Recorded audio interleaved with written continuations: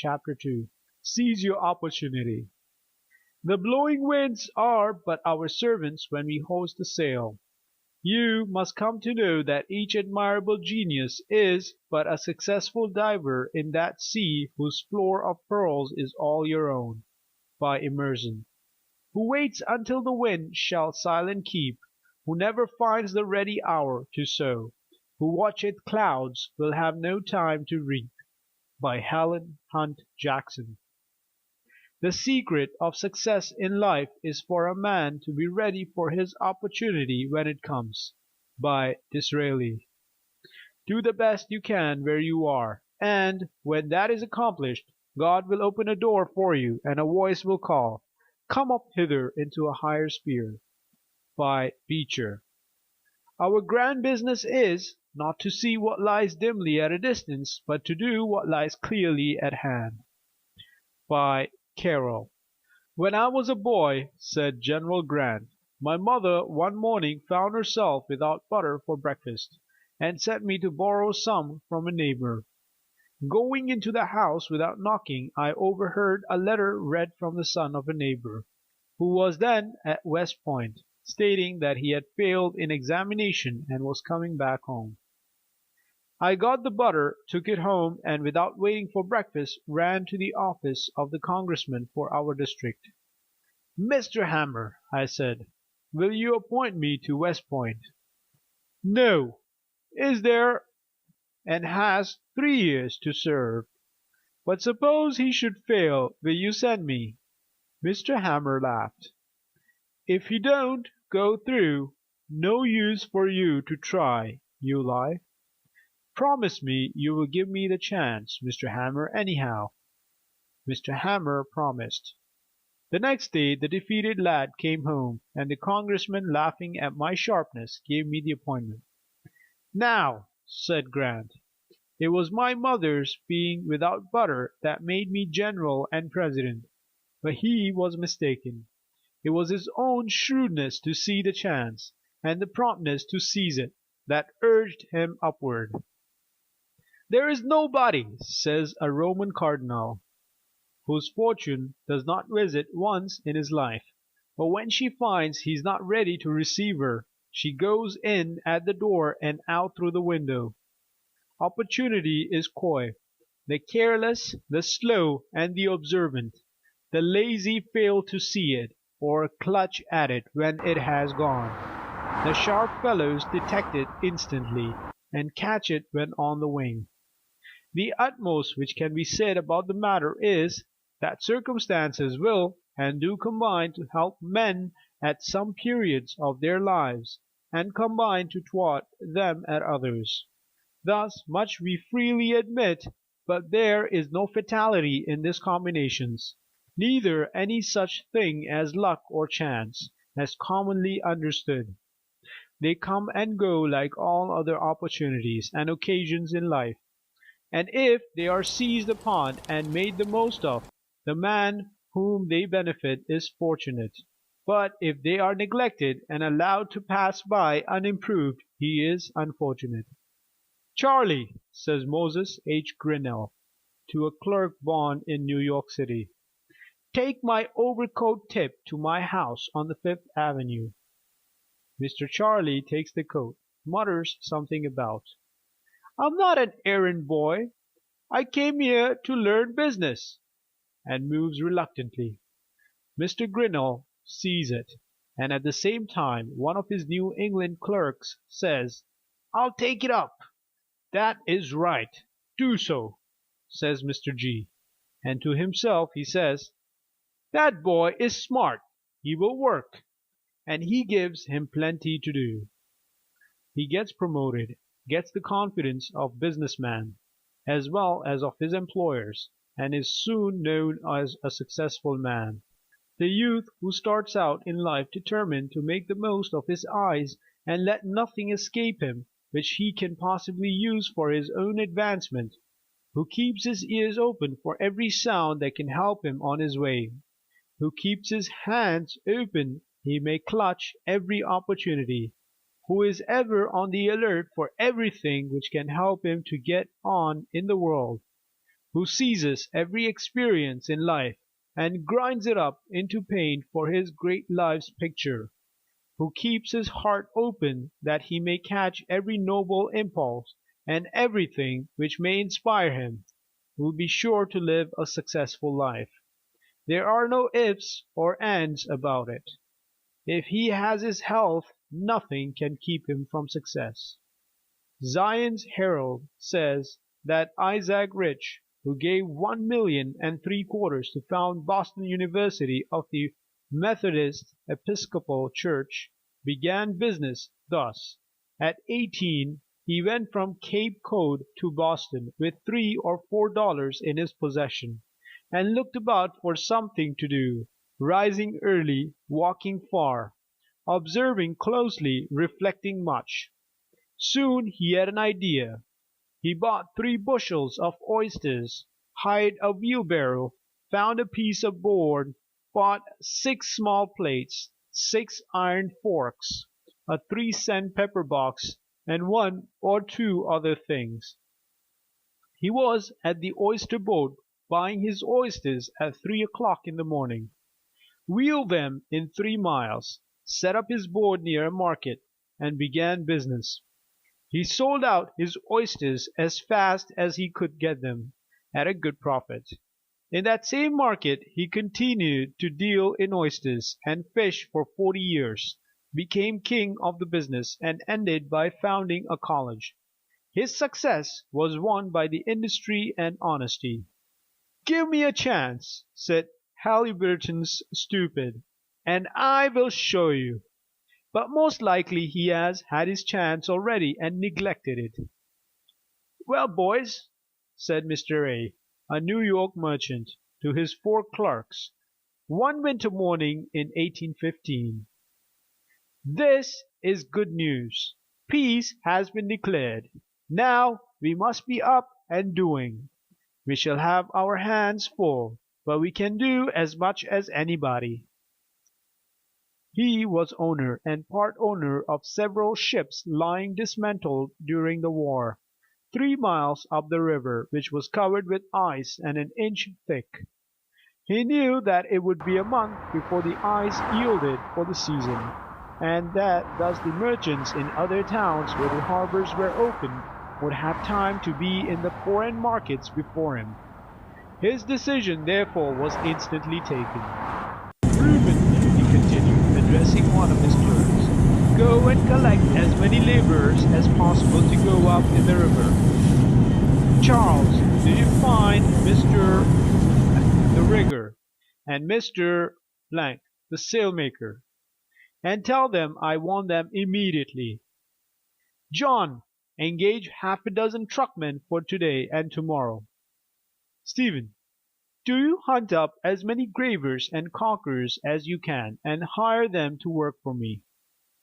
And Mr. A himself sallied forth to provide the necessary implements for ice breaking. Before 12 o'clock that day upward of 100 men were 3 miles up the river, clearing the ships and cutting away ice, which they sawed out in large squares, and then thrust under the main mast to open up the channel. The roofing over the ships was torn off, and the clatter of the caulkers' mallets was like to the rattling of a hailstorm. Loads of rigging were passed up on the ice. Riggers went to and fro with belt and knife. Sailmakers busily plied their needles, and the whole presented an unusual scene of stir and activity and well-directed labor. Before night the ships were afloat, and moved some distance down the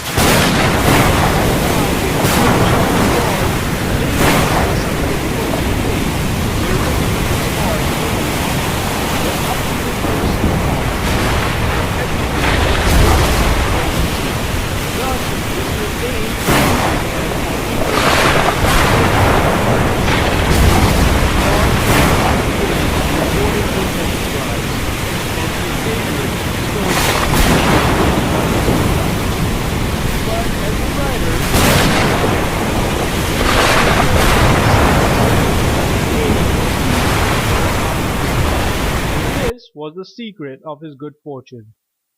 A Baltimore lady lost a valuable diamond bracelet at a ball, and supposed it was stolen from the pocket of her cloak. Years afterward she walked the streets near the Peabody Institute to get money to purchase food. She cut up an old, worn-out, ragged cloak to make a hood of, when lo! in the lining of the cloak she discovered the diamond bracelet. During all her poverty she was worth $3,500, but did not know it. Many of us who think we are poor are rich in opportunities if we could only see them, in possibilities all about us, in faculties worth more than diamond bracelets, in power to do good. In our large Eastern cities it has been found that at least 94 out of every 100 found their first fortune at home or near at hand, and in meeting common everyday wants. It is a sorry day for a young man who cannot see any opportunities where he is, but thinks he can do better somewhere else. Several Brazilian shepherds organized a party to go to California to dig gold, and took along a handful of clear pebbles to play checkers with on the voyage. They discovered after arriving at Sacramento, after they had thrown most of the pebbles away, that they were all diamonds. They returned to Brazil only to find that the mines had been taken up by the others and sold to the government. The richest gold and silver mine in Nevada was sold for $42 by the owner, to get money to pay his passage to other mines where he thought he could get rich. Professor Agassiz told the Harvard students of a farmer who owned a farm of hundreds of acres of unprofitable woods and rocks, and concluded to sell out and try some more remunerative business. He studied coal measures and coal oil deposits and experimented for a long time. He sold his farm for $200 and went into the oil business 200 miles away. Only a short time afterward the man who bought the farm discovered a great flood of coal oil, which the farmer had ignorantly tried to drain off. A man was once sitting in an uncomfortable chair in Boston, talking with a friend.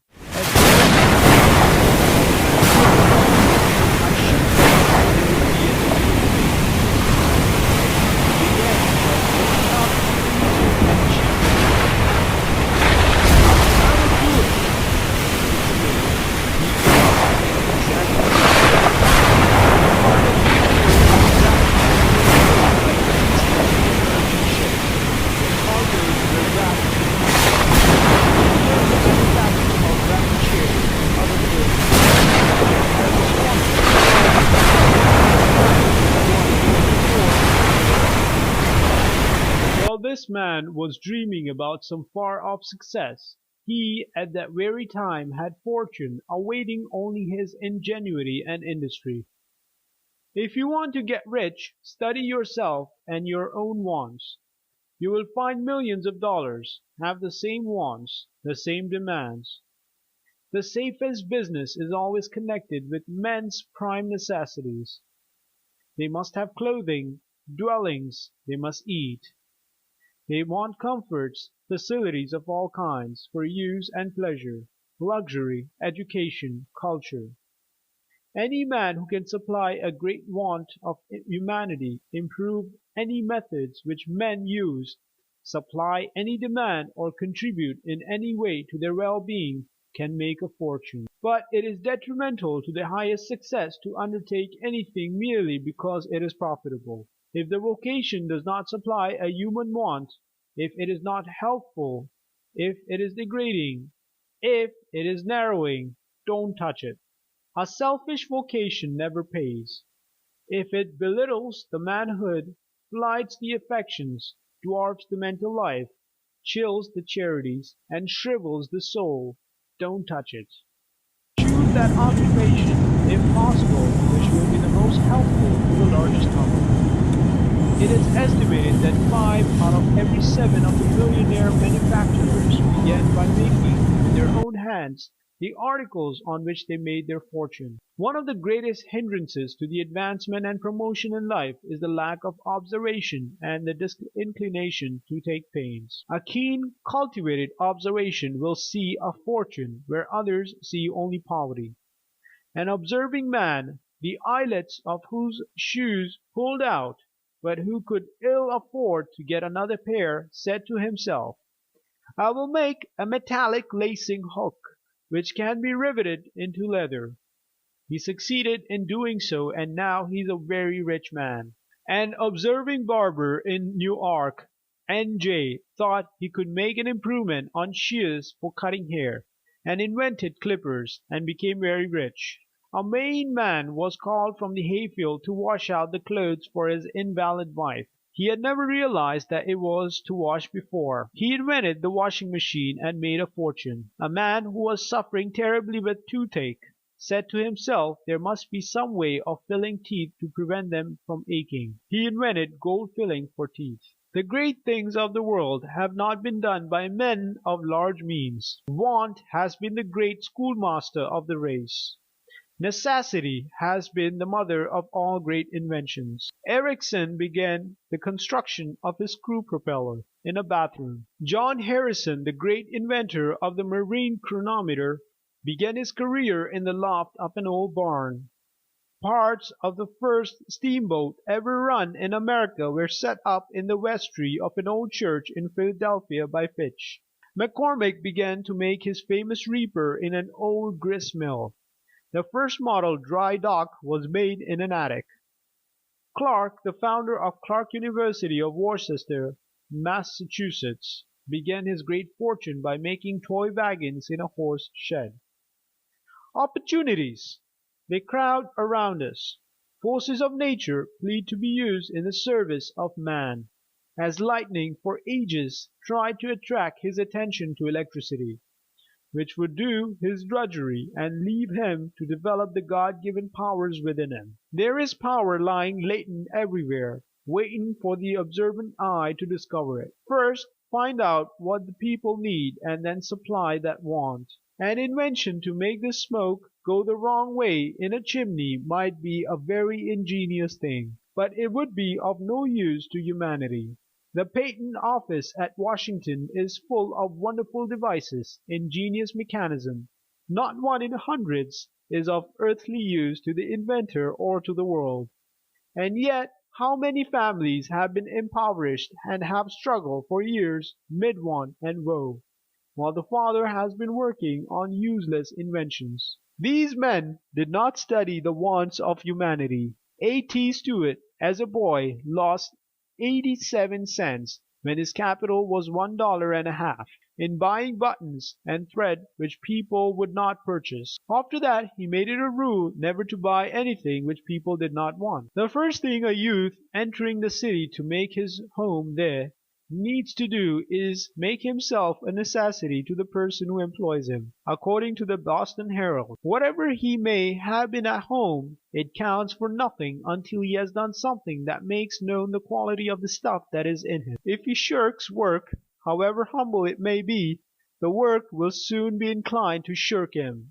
But the youth who comes into a city to make his way in the world, and is not afraid of doing his best whether he is paid for it or not, is not long in finding remunerative employment. The people who seem so indifferent to employing young people from the country are eagerly watching for the newcomers, but they look for qualities of character and service in actual work before they manifest confidence or give recognition. It is the youth who is deserving that wins his way out to the front, and when once he has been tested, his promotion is only a question of time. It is the same with young women. There are seemingly no places for them where they can earn a decent living, but the moment they fill their places worthily there is enough room for them, and progress is rapid. What the city people desire most is to find those who have the ability to take important places, and the question of gaining a position in the city resolves itself at once into the question of what the young persons have brought with them from home. It is the staying qualities that have been inwrought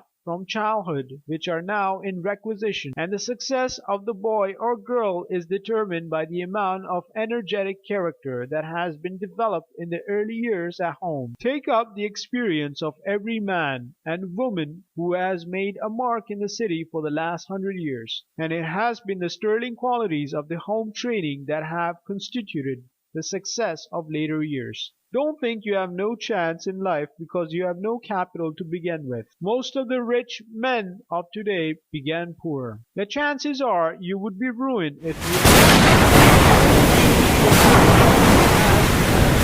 yourself by more early. It is estimated that not one rich man's son in 10,000 dies rich. God has given every man a capital to start with.